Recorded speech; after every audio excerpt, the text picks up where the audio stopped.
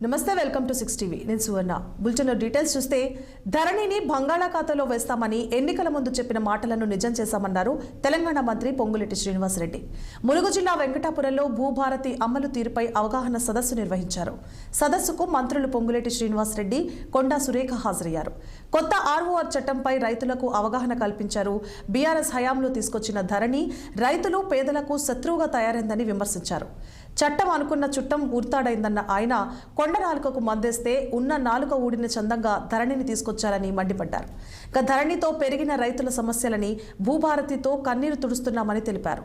100 ఏళ్లకు ఉపయోగపడేలా భూభారతి చట్టాన్ని తీసుకొచ్చినట్లు వెల్లడించారు మంత్రి పొంగులేటి శ్రీనివాసరెడ్డి.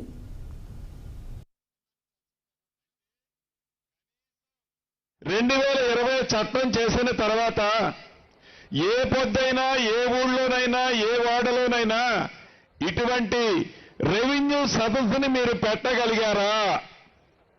నిజంగా మీరు పెట్టి ఉంటే ప్రజలు ఈ ధరణితో ఎంత ఇబ్బంది పడ్డారో ఆ సభలో మీ ఈపు విమానము మోత మోగించి ఉండేవాళ్ళు.